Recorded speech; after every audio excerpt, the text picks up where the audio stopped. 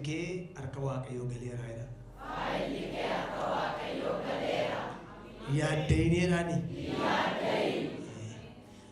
Kutaa macaafa qulqulluu Roomee boqonnaa sagaleen dubbisee sagalichuma dhaabbannee ati isa akeeka Waaqayyootiin fo'ameedha kan jedhu waliin baran. Ati isa akeeka Waaqayyootiin fo'ameedha ittiin jedha. Ameen jedha gaasni. Kutaa kana keessatti mata duree gurguddaa waaltawwaa sadii qaba. Roomeen boqonnaa sagal qofti jechuudha. Mata dureen tokko waa'ee saba Waaqayyoo fo'amee jedha. Lakkoofsa tokko ammoo saddeetiitti waa'ee saba Waaqayyoo fo'amee dubbata. Yoo qayyabattan kanas ni taasisaa. Waa'ee saba Waaqayyoo fo'amee. Lakkoofsa 19:29 immoo dheekkamsaa fi haraara Waaqayyoo dubbata. Dheekkamsaaf haraarri Waaqayyoo maal akka ta'e, Waaqayyoo maaliif akka dheekkamu, eenyuun akka dheekkamu, maaliif immoo dheekkame kan jedhu kutaa sanarraa bareechitanii barattu.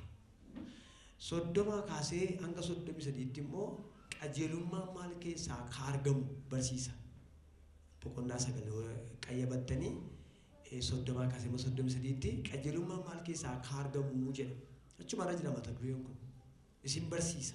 Qajeelummaan eenyu akka ta'e, qajeelummaan maal keessaa akka argamu, maddi qajeelummaa eenyu, dhumi qajeelummaa maal akka ta'e isin barsiisa. Ani garuu isa lakkoofsa tokkooti amma 18 sanattanii dubbachuu barbaada. Innis maali? Waa'ee saba Waaqayyoo fo'amee kan jedhu sana. Waa'ee fo'amuu haasofna har'a. Amma Waaqayyoo yeroo nuu kennetti Waaqayyoo jalqaba nama waama. Waamicha waliigalaa kan jedhamu jira. Isa hundumtuu fayyadatti waamamu. Waamicha waliigalaa keessaa immoo special call kan jedhamu tokko immoo jira. Akka addaatti waamicha addaa kan jedhamu tokko immoo jira. Warruma waame keessaa fo'a isaanii immoo Waaqayyo. Warra fo'e. Waaqayyo Israa'el keessaa kan hin taane waameera. Israa'elotaanis waameera. Nama hundumaa fayyadatti waame Waaqayyo. Isaan keessaa garuu addatti warra fo'aman, waa'ee warra fo'amanii haasofna. Namni fo'ame nama akkamiiti? Waaqayyo maaliif nama fo'a? Kan jedhu sin ilaalla. Abdii waa'een fo'amu kun, waa'een akeekaan fo'amu kuni waan cimaadha. Waaqayyo tunu waamin dura hin akeeke. Hin akeeke Waaqayyo. Tunu waamin dura hin akeeke. Dursee akeeke Waaqayyo. Dursee akka nuyi waamamnee immoo akka nuyi fo'amnu duraan dursee akeeke Waaqayyo. Akeeka qopheesse. Akeekni Waaqayyo inni guddaan namni gara fayyinaatti akka dhufuudha. Namni hundumtuu akka fayyuudha. Fedhii Waaqayyoo isa guddaadha. Namni fayyina argatu immoo qomoo Israa'el duwwaadha yoo jettan miti. Boqonnaa sagal lakkoofsa 4 gubbaarratti lakkoofsi 4 qabxii gurguddaa 6 dubbata waa'ee warra Israa'el ta'anii. Lakkoofsa 4 duwwaan qabxii gurguddaa 6 dubbata. Maayini jedhanis kakaa yeroo yerootti kakatame, abdiin idda dhiigaa keessaa dhalachuun, waaqeffannaan kan keenyan turre jedha Phaawulos. Kan eenyu turre jedha? Kan warra Yesuus Kiristoos idda dhiigaatiin isaan keessaa dhalatee ture jedha. Maaltu? Kakaan, abdiin, waaqeffannaan isaan kun hundumtuu gara qabxii 6tu jiru isaan. Qabxii 6 kuni kan eenyu ture jedha? Kan warra Israa'el ture jedha. Nuyi keessaa qooda qabnu ture jedha. Dhaggeeffadhaa. Garuu akeeki fo'annaa Waaqayyoo adda waan ta'eef warruma abdiin qabne, warruma idda dhiigaanis qomoo Abrahaam hin taane, idda dhiigaanis sanyii Abrahaam hin taane, Israa'elaawwii hin taane, Waaqayyoo gatee balleessuu waan hin barbaanneef warra hangafa kun, ilma koos hangafaati kun jedhetti warra fagoo jiran carraamattiin dhufanii idda dhiigaanis haa ta'u, abdiidhaanis haa ta'u, kakaadhaanis haa ta'u, waamattiin dhufanii kagalan hin qabne. Fagooti alaala waamee fidee itti nu maxxanse.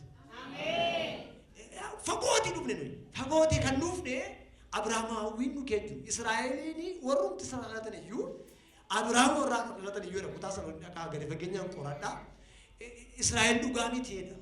Israa'el dhugaa mitiidha. Hundumtuu Israa'el dhugaa miti. Amma Abrahaam warraa dhalate iyyuu hundi Israa'el dhugaa mitiidha. Maaliif jennaan inni tokko dubartii ishee garbitti irraa dhalate. Inni tokko dubartii ishee birmaddu irraa dhalate.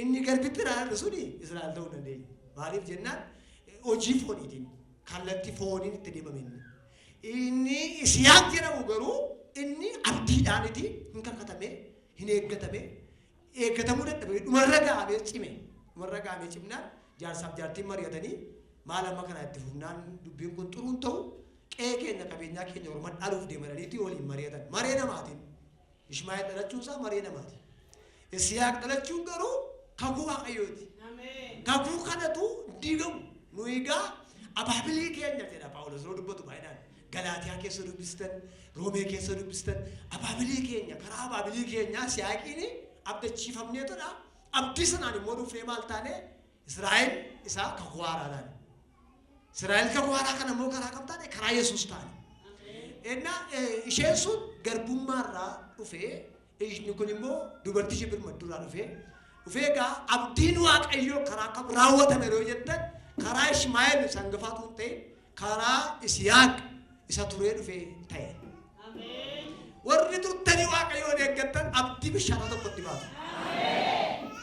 Maal jechuun barbaade nariifati nu Waaqayyoo jedhe yoo tureeyyuu Abrahaami uumama boqonnaa 18 yoo dubbistanii kakuutti kakata waa gocan dhumanii ati mucaa argattan ilaa warra geriyoona kana deebinee dhufnaa inni jilba kee keessaa ba'u si dhaalaa qe'ee kana galatan jiranii maalirraa ergamuun innaan ammasitti jarri mari'atanii mamaa inni waggaa 24 inni kakuu dhaga'e hin argatta jedhama malee hin arganne natti kakataa malee bira hin geenye automan taa'ee dhaalu qe'ee koo lawaasar nama Demaasqoo dhaaluuf jedha ormatu qe'ee koo dhaaluuf jedha automan kakuu jedhu maaliin eeganii jedhena hin haare haareetu yeroo ergamoonni raajii dubbatan Saaraan immoo kana duubaan dhaabattee dhaggeeffate bara yoo dhaqaa deebinee dhufna qe'ee mucaa jira jedhe ergamaan innaan itti kolfe Abrahaam immoo boqonnaa 17 keessatti kolfe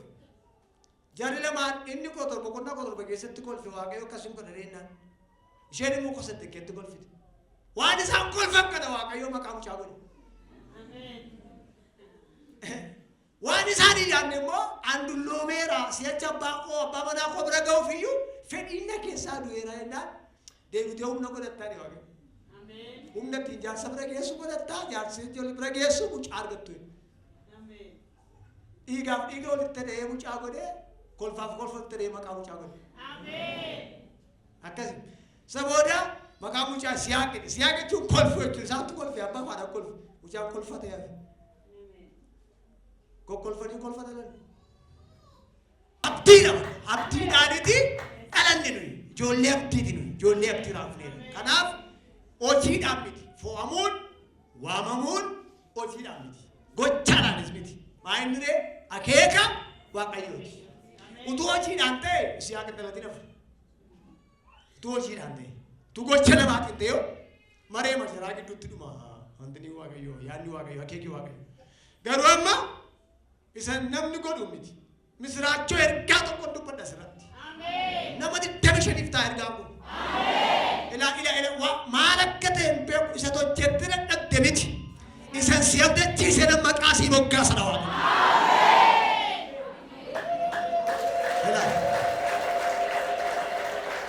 si'a tokko keettanii boosu miti anu tuman hojjedhu utuman dafqu utuman baradhu dokumentii kan malaa qabaman bara koo guutumaa barumsaatan fiti homaan jiru garuu jettu miti sati barattuu miti nu isa jabaadhati inni akkanamis nama arrabsi gargaara arrabsoo namaa sirraa deebisa garuu milkaa'insi kee isa dabdattee dhageessee baate kee jira Waaqayyo isaa abdachiise raawwachuuf akka namaa ariifatu maaliif hin ariifatu beektu nuyi jiraachuu beenna malee amma jiraannu beennu akkasidha amma si maaliif ariifattanii utuma kakuu raawwate yaa Waaqayyo utuma kakuu raawwate na ta'u qaaruun na cabee gooftaa machaa dhaabachuu adda bidutti kora dhukkubee na dulloomee ta'e mati kakuu kee dheeraa taana umuriin kees dheeraadha alsaatasi jaartiin akkoo keete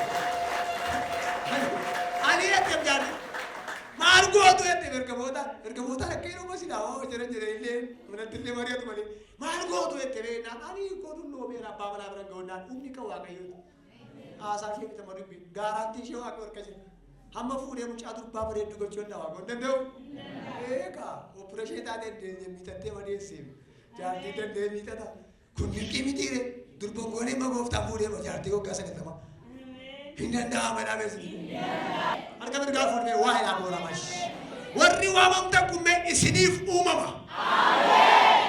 Hambaa si nyaachisu laa waaqayyo mee firfaarii namaa si nyaachisu. Haaraa'u makankee. Haaraadha kankee. Jaartii waggaa 90 jaarsi waggaa 100 humna isaayyuu hin jiru hin danda'amu iyyuu. Falma iyyuu qabu. Falma iyyuu qabu. Waama falan qabne wanti fala godhee waaqa warra waame kana jedhee ulfinaan hin gaalaan jiru. Ati ulfinaan waamamte laa. Abdiin kutina kanaaf iyyuu hojiidhaan gochaadhaan miti waamamuun keenya. Maal inni akeeka waaqayyooti. Waaqayyoota akeekee nu waame.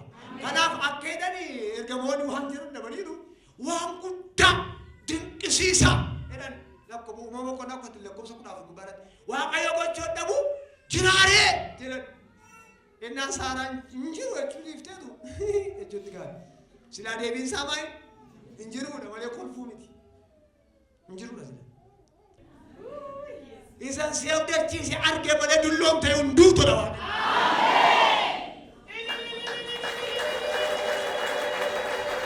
Nama si biraatti bu'i. Nama si biraatti bu'i. Isa waaqayyo si abdachiise jedha.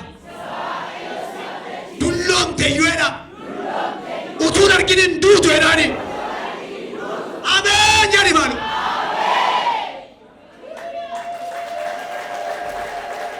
Ati immoo abdiirraa buqqaanetti deebitee ijaaramta gaara.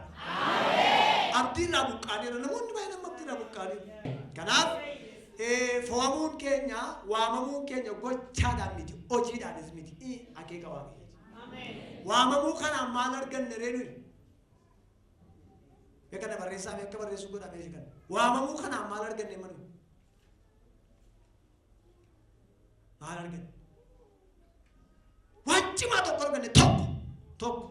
Wanti cimaa shanii seetti hariifadhe. Waamicha kanaan yookaan foomuu kanaan mucaa waaqayyoo ta'uu arganne. Salphaa miti kun. Mucaa eenyuu ta'u? Mucaa waaqoo ta'u.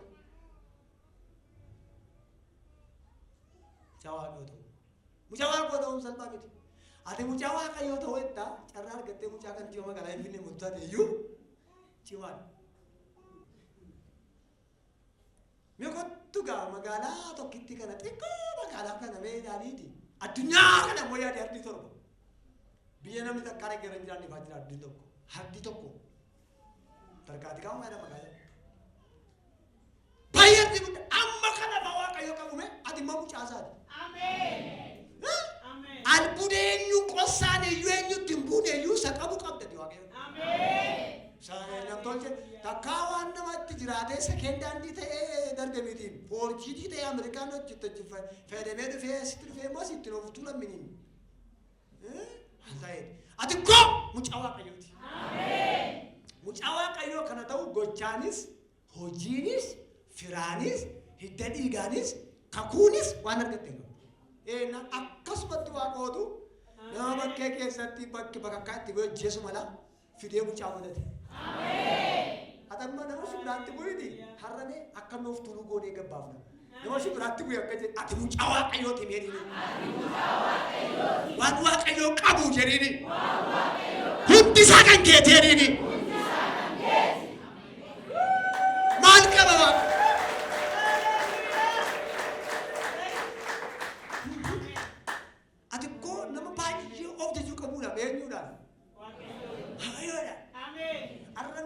Intala waaqayyoo tokkotu bashannanaa magadi ba'a.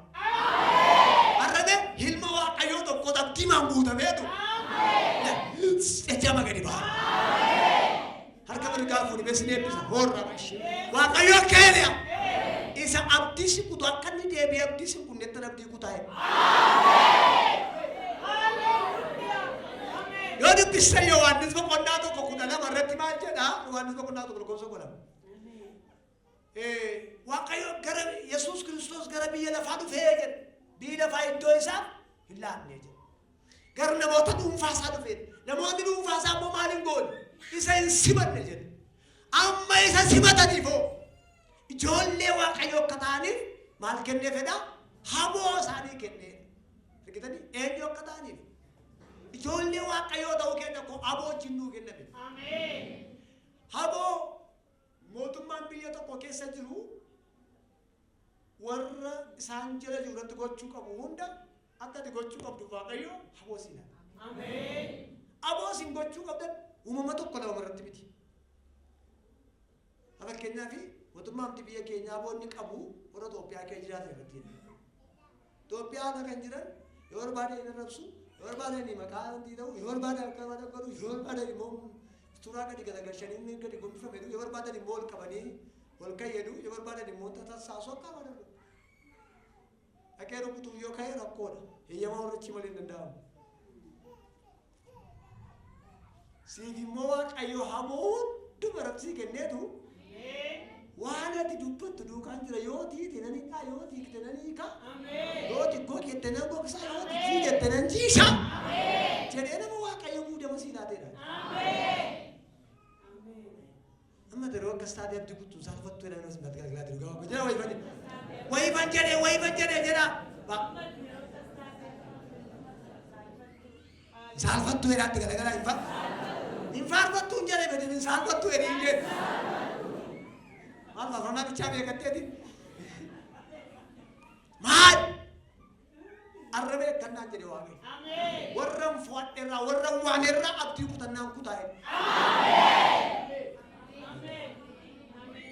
abdii kutannaan sirraa kutaa'e Waaqayyo mucaa Waaqayyoo ta'e haboonuu kenna Roomee boqonnaa 8 lakkoofsa 14 Phaawulos akka jedhu warri hafuura Waaqayyootiin geggeeffaman hundinuu ilmaan eenyuutedha.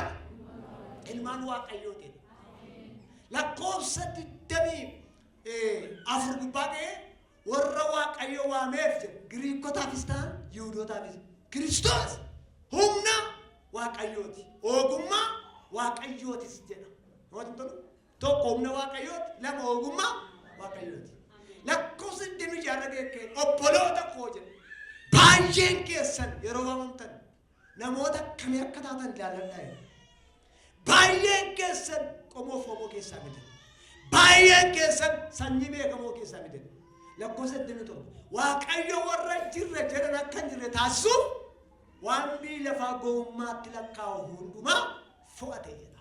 Ameen.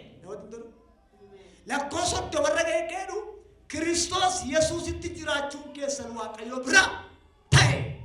Waaqayyo immoo Kiristoosin ogummaa keenya godhee nuuf kenne. Nuyi immoo isaan qulqulloofne, isaan furamne, isaan qajeelu taane ulfina Waaqayyo arganne. Maal gammachuu kana jira? Ofiin dhuftan miti Waaqayyootu Kiristoosin kennaa godhee si waame. Gara Kiristoositti kan dhuftan jaalala Waaqayyootiin, akeeka Waaqayyootiin. Kiristoos dhufee naman ulfina isaa baqatu namni ulfina Waaqayyoo abbaatiin walifa qixxeessutu qabu akka waan tokkotti hin galleef godhee warra gaddeebi'aniif gaddeebi'ee warra badan barbaadee dhufee jireenyatti dabale. Nuyi waamicha kanaan mucaa Waaqayyoo ta'utu nu kenname. Mucaa Waaqayyoo immoo haboo qaba. Aboon mucaa Waaqayyoo qabu uumama irratti, seexana irratti, waan uumame hundumaa irratti aboo qaba. Nama simbiraatti bu'aati waan uumamee jiru hundumaa irratti aboo qabda jedhaani. Waan uumamee jiru hundumaa irratti aboo qabda. Kana immoo kan argatte jedhaani. Akeeka Waaqayyoon jedhaani. Akeeka Waaqayyoon. Yoo irri gammaddan kanatti dhuga. Nan gammada. Inni taanu lammaffaa irratti mootummaa Waaqayyoo arganne. Waamicha kana yookaan foomuu kana maal arganne? Dubbadaan jecha kan mootummaa Waaqayyoo arganne. Mootummaa Waaqayyoo jechuun iddoo argamsa Waaqayyoo jechuudha. Mootummaa Waaqayyoo jechuun iddoo bulmaata Waaqayyoo, iddoo hojii Waaqayyoo jechuudha. Bulchiinsa Waaqayyooti.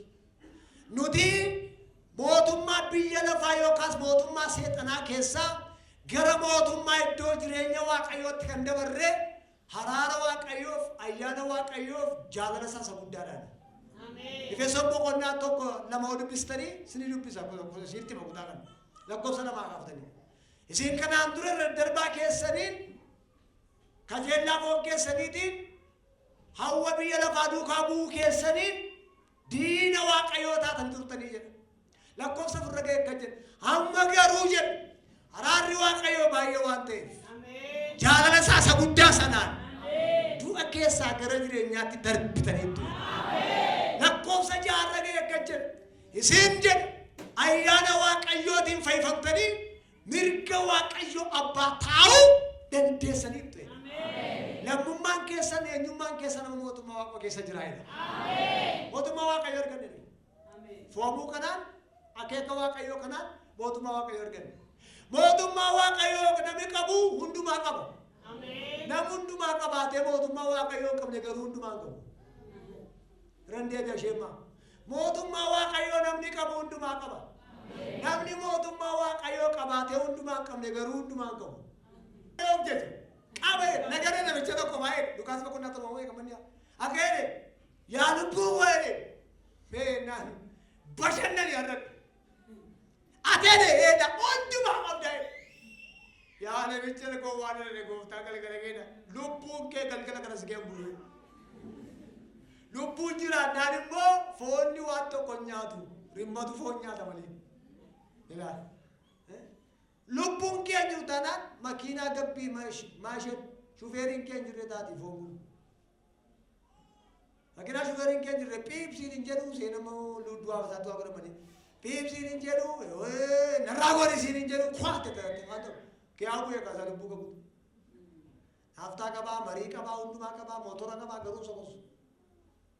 Namni mootummaa waaqayyoo qabne fayyaa seetee hin badu. Ani weelii qabanoo waan tokko qabootee hin badu. Biyya kana keessatti sooressi hiyyeessuuf godhee hiyyeessi immoo sooressuuf godhee jiraata. Ati koo sooressa dhaadachaa deemu fakkaraa deemu irra keetti deeffachaa deemu turte. Maal qabda waan ta'eef? Waan waaqayyoo qabu hunda qabda waan ta'eef. Waaqayyoo namarraa waa qabaa gubbaatti waa qabu.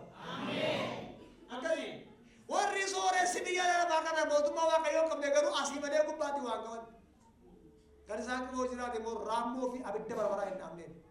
Ati moorra maayetta beektaati nuyi maal jiraanne warra kaantu jiraate wayita. Isaanin koo waan ittiin jiraatan ta'u malee jireenya hin qabaniif. Ati immoo jireenya qabda waa ittiin jiraattu sirkan galin jira malee. Akkasiidha. Ati koo jireenya hin namneef waan ittiin jiraattu sirkan galin jira. Isa immoo waaqa orraa jedhaa sitti guutaa deemanii amma deemanii sitti kenne immoo hin fadaddaata sitti. Akka fiinyaa gaafa yaanaa taata sitti. Fiinyaa gaafa yaanaa rakkattee qilleensa gashita gaafa suuqii teessu fayyaa mateessi gaafa lapheetti teessu. Gaafa dhuftee qilleensa argattu ofumaan gochaa deemti. Ofumaan modoo qoyotee deemti. Tarsa'uu keerra deessi kaate waaqayyo. Akka nama mana qorichaatti giluukoos irra kaa'anii sitti cobsaa deema. Waaqayyo gooftaan waan mana kiraa kaffalu hin dhabeetta miti. Akkuma godheetu akka nama dhibe kana bagu hanoo yaadnee gooftaa kana hoosanii saafitti maal gootee mati waaqayyo jette gaafee. Maal gootee yedda qabamu. Amma waan tokko sitirra. Ani bee gooftaa biyya lafaa kana kaalee uummanna qunda bee. Diina koo malee firri koo narraa fagaatanii yemmuu jetti immoo gooftaan ammoo ga'e immoo akkuma giluukoos wayii xop sirratti godhe. Itti ammoo isheen immoo ji'a lama gaffaata. Ammoo ji'a lama gaffaata isheen immoo. Ammoo waggaa lama gaffaata kolfaa naa galateeffadhaa jecha. Ammoo takka turee akkuma fiinyaa silaa kiyaaduma waa inni. Sannakaan gooftaa biyya lafaa kana keessaa hana caan rakkinni koome sanyii rakkina kootiin jiru beekamu. Sanyii rakkina keetii fannoo irratti nacheessee eessaa ba'eera gooftaan kun. Moofaa ishee sitti dhufe haaraa ishee eessaa argite haaraa ishee ilma koo targe Yesuus targe haaraa ishee. Isa booddee immoo takka turte eessumani si keewwadhaa gooftaa baay'ee si jaalladhaa. Edaa immoo takka turte ammoo takka turte immoo waa farkaa dhabde. Tu mootummaa waaqayyoo qabdu. Neraka gongo, mabiraawatu, siwama male, najalano watu, narade ratem, guldaurigo, nerabaliko. Amor fe wa takko na mamoka glukosi wa tok. Glukosi wa jirana mago magalatu. Ugala, glukosi wa irusirachi sagalan ni samata. Urrakutu nuti garin niso. Magalasa wa bat. Boda satu kan kenyam. Amin. Neyya tiada jela. Amin. Boda satu kan yang juti beektui numaaf ta'a. Akkasiidha. Galanni gooftaa haa ta'u. Sii kaa'ee malee si dhoowwate miti abdiin kun. Ati mee hundumaa qabdaa yoo ta'u biratti garagaraatti hundumaa qabdaa jedhaani. Ati waan dhabdee qabdu waan qabdu malee laatti naa hima. Maatiiwwan boqonnaa ja'a 25 kaasee maa jedhe gooftaan yaaddee hin haye. Maaliif waan nyaattaniif waan uffattaniif maa hin ta'ina yaaddee hin haye. Jireenya caaluuf sii kenne jireenyi nyaatarra caalaa dhaqni immoo maatirra caalaa uffatarra caalaa. Amma bee jiran utuu jireenya hin qabnu ta'e ashaangullitti jalaa inni uffata mooyyaa deemtee beetti garuu utuu siin uffatanii yoo uffatanii ta'an keessan iyyuu isheetu siitti agarsiisa.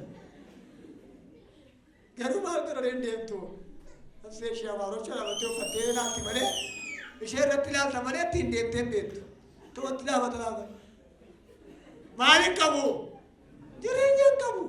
Ati immoo jireenya qabda talmaajii masinaa bareeda. Talmaajii maamsa Ameerikaatti Dubaayii uffatee achi dabarsattu duubanaa fuutee mashaatti goodaa bakka shaatee kan Dubaayii miti duubana masinaa bareedasi. Maalo erga Ameerikaan fuudhu akka isabdiisi kutabdiin kutana Waaqayyo. Ana kee kana si waamee jedha Waaqayyo.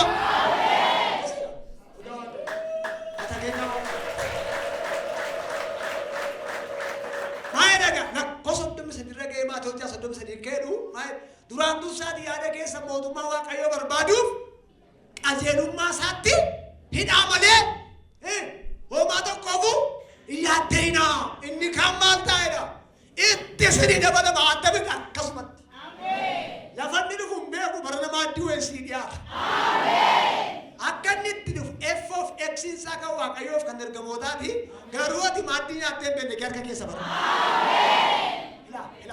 baratta deemtu kana meeyaati Moofani di arasi nu fae. Lamia orra bana gabus. Atamba kumada ma kosa tekke jirate beto kana fara hette. Ergamana chige jirate rumor kage kabera.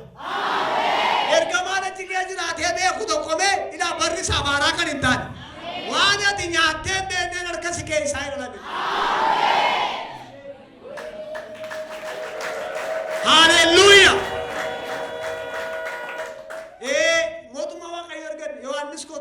Sadi dubbisa. Kanaaf seetanii warra fooman xiyyeeffannoo lola. Maal kiyaan baasuudha? Maal kiyaan baasuudha seetan? Guddee nyaatu kee jittee? Tokko akkaseen.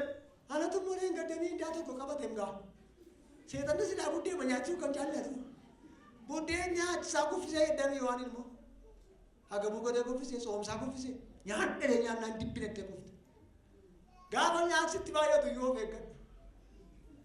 Duuba nyaata keetii waan jiru shakki marammari. Biila maa gaafa si guddiftu gaafa sitti funaantu shakki irraa baqatu. Daaneeluun nyaaddu jedhee nyaata nyaatee beeku mucaan erga hidhaate erga biyyaa ba'ee fagaateera. Waggaa koo torba dargaggeessa immoo guddataa namni guddataa jiru qoqqoon kootti buusa. Ammallee maaltu waa nyaata wadaan nyaatu ijoollee seenaa koo jaarsa seenaati. Nyaata buusa. Nama nyaata akkasii gochuu mauti nyaatu dhiyaateef nyaatu jedhe. Haayinaan kun nama xanuu baakgiraawundi isaa waaqa tolfamaa jira. Haala kanaaf hin tureessu. Seetanni nyaachisa nama kuffisa malee nyaata namarraa kutee miti. Kanaaf anaan seetanni manuma kana keetti na jibberee fuunni hin gaddeemoo kondiminii wayii naa bahee hin jeenati. Mana sakodoo gojjellaa kanaa keessa hin jibbine seetanni. Mana sabarabaraa keessa jibbe. Eewu manichi immoo. Dubbaddaa ka eewu manichi. Yesuus manichi. Isa keessa jibbe seetanni. Kanaan miindaan si qoraa, kanaan dhalaan si qoraa, kanaan hojiin si qoraa, kanaan riyyaan si qoraa, kanaan firaan si qoraa seetanni. Kan inni keetti si jibbee maraatuu fi jireenya keetti. Jireenyichi immoo waan ittiin jiraatan miti. Yesuus Kiristoos hidhamani. Ameen. Nama simbiraatti bu'aati ati jedhaani. Hin aarin jedhaani. Hin lolamtaa. Hin qoramtaa. Hin ari'atamtaa. Garuu jireenya kee jiraattaa jedhaani. Jireenyichi immoo jedhaani. Isatti waamamteedha jedhaani. Eewwan. Maalo namni maqaa kanaan oofne hin jiru as keessa maqaa kadhee maqaa Yesuus. Eewwan jireenyichi. Yesuus. Ani jireenya keetti si mudheen deemaa jedhani immoo. Waan abdii kutuu sirraa kutaa jedhani moo akkasuma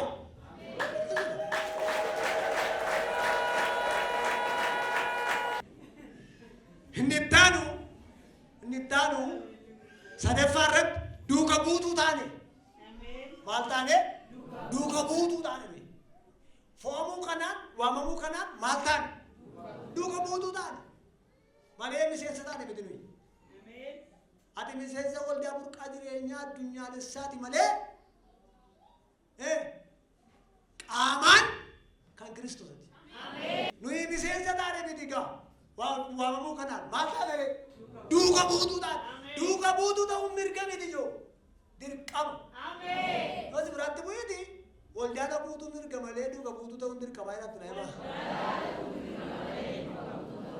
dirqama waldaa barbaadu fettisa kuni mirga kee duuka buutuu ta'uun galu dirqama kee Yesuus duuka buutuu jimmaree maaddiitti inni haatu qabu miseeshoo hin galu nagarree warra kuma shani silaa tokko waan duukaa yaa'u jarri kun buddeen dhaga'anii duukaa deemaa jiruuti buddeen fidaa nyaatanii jedhee yaadu nanan bartoon gurbaan tokko as kee jira wanami waa qabu jedhen tokko fiigee dhaqe bartoonni akka jedhan isaan silaa ofiif kaatan isa booddee nyaachuu muumati gadu nan gattaane nyaachisi hin kukkufu manan ga'anii qoonqoo maa deemu jira Yesuusuu dubbate nama Yohaannis boqonnaa ja'a keetti maa jedhe jarri kun waan nyaatanii kufeen duukaa yaa'u malee waan dinqii arganii miti kanaafuu nyaachuu qabu nyaachisee of biraa shanyee ati isa nyaatee galu miti isa rakkachaa waaqama isaa mattafuu dabale akkasiidha hiyya kenna gaabbii kutannaa kiyaan si baasaa ati mucaa kooteen waan si qabe sirraa hiikeen jalmaan si gaara goofta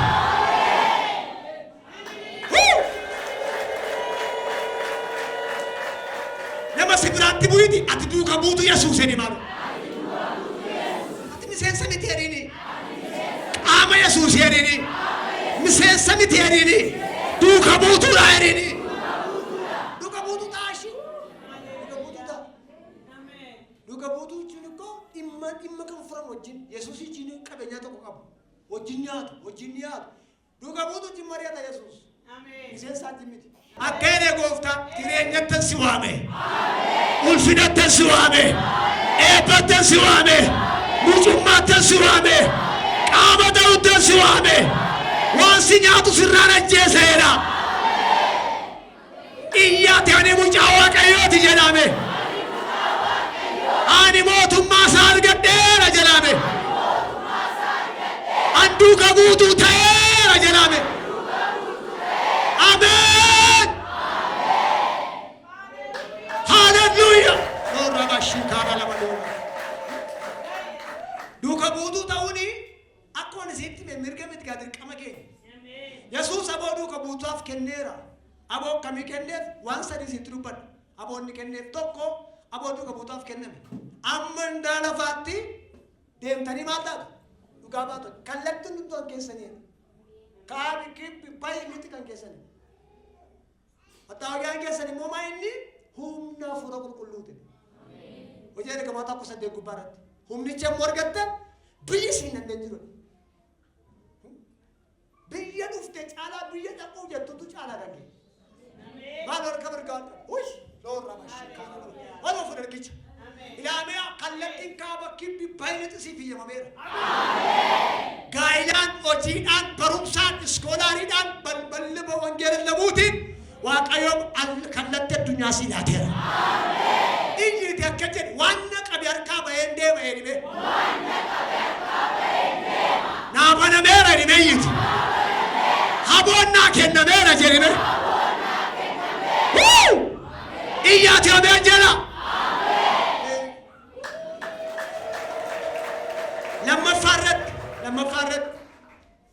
Lammaffaarratti cufuu banuu nuu kenname duuka buutuudhaaf kan kenname haboo banuuf cufu hin baddas hin cuftas haboo akkasii qabu isa yuusan lafarratti waaqarratti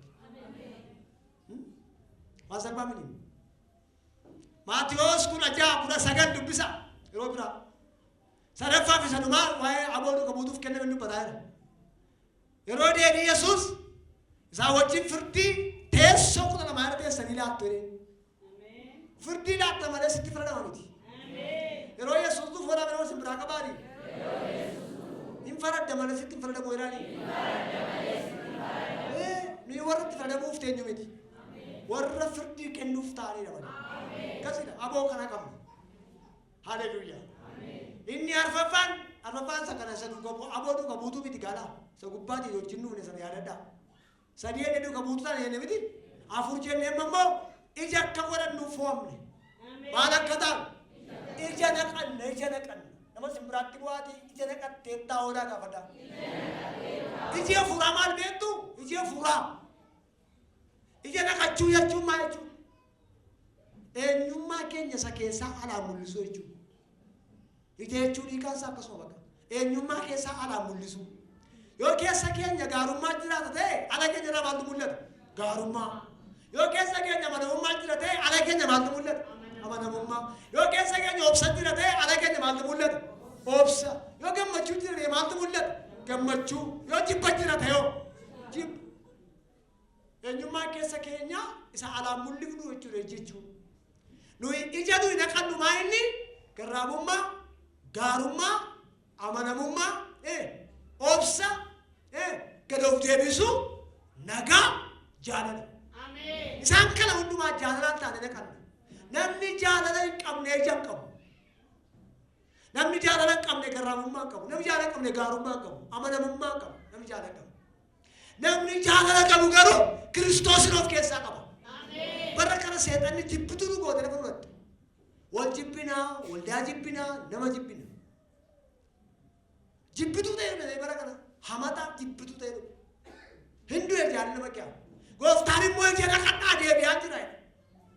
Naanna'uun isaa kun ikkoo inni fantaalleetti lafa sochoosu, inni galaanaa bishooftuuti makiinaa gaggalagalchuu, naqamteetti nama haree badu, finfinnee masqadda waa'eedha nama guuree sokku makiinaa irra gaggalagalu qophaa'idha. Dubartiin deemsee dhageesse bara qolchaa lafa gaaddi. Maaliif? Sukkaara ishee cheekii gootii, dhiiga ishee cheekii gootii, mucaa ishee cheekii gootii, kalee ishee cheekii gootii, hundumaa cheekii gootii itti marmaarte mana qorichaa irraa fagaattu. Ati sirraa fagaatinni aadaa deebi'uun goofta. Cheekii of godhe nama biraatti bu'iiti obstala waaqa irraa fagaatin dhufaatiin gooftaa dhiyaateera jedhani. Cheekii of godhe irratti bu'aati. Of ilaali jedhani. Maqaa gooftaa Yesuus Kiristoosin hafuurri qophiisitti haa godhu. Hafuurri ija sirraa nyaatu mo'adduu maqaa Yesuus.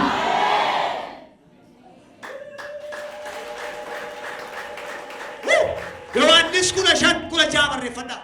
Yohaannis 15:16. Isa dhumaa itti walitti qabu. Dhuga baatuu taane. Maal taane? Maaliif? Foomuu kanaan yookaan waamamuu kanaan maal taane gaarii koo? Dhuga baatuu taane. Maal keenyaan dhugaa baana Kiristoos? Jireenyaan dhugaa baana. Nuyi maaliin dhugaa baana Kiristoosin? Jireenya keenyaan. Haasaan keenyaan. Nama simbiraatti bu'aati Kiristoosin keenya dhugaa baatu jedhame. Jireenya keenya jedhani. Akka dubbii keenya jedhani.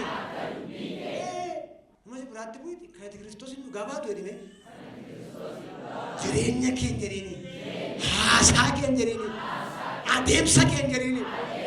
Fakkeenya biyya lafaa duukaa bu'uu dhiisuudhaan jedhamti daa'ima. Addan haca barbaadotaan mee Yesuus uumaadha malee maal miti abbaa miti uumaadha garuu hin uume mitiire seexana eenyutu uume jalqaba waaqayyo mitiire ofiin of hin uumne seexanaaf iyyuu uumaadha kaa maal miti malee siifoo abbaadha ati gaafa waa dhabdume akka nama hiitee miira waa kaateeme dhaqee masi lakkoofsatti beeku qabata iccitii lakkoofsa beeku qabdu atteema shat goota isbiinaa bataa ati moo asiin guurattee sokkite. Si kaameera gachi. Ganaa mana seenu sin gaafatu alumaan milkoofte deebite. Maadoo arga mirgaan fuudhi. Arga mirgaan fuudhi maadoo. Ina ittan siima hin milkoofte de goofta. Baratte deemaa jirtu, ji'atte deemaa jirtu, waggaatti deemaa jirtu. Itti siimeera jira Yesuus. Itti siimeera.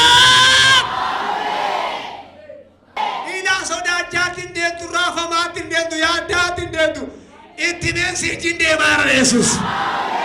Nama si biraa qabi akka jedhe abbee itti si himameera jedhi. Addee milkoofta jedhi. Ilaa nama 25 sinuma akkanaan jedhe gooftaan. Dhiyootti harka fuudhii sirga gashuu qaba jedhe. Waan hidhattee dhabde sana qabaatte jedhe har'a. Hidhadhuudhaan qabadha jedhi ba Yesuus. Humna maqaa Yesuusin sii ta'eera. Ajajeera. Ajajeera. Maalennaa mucaa kooti. Dhala kooti. Mucaa ka Waaqayyoo kan taate naachiin gammadi yaabbee. Waaqayyoo ganama kan ittiin sii mallatteesse. Nama si biraa qabiiti akka kanaan dura danqamaa dhattee danqamaan galtuu jedhini.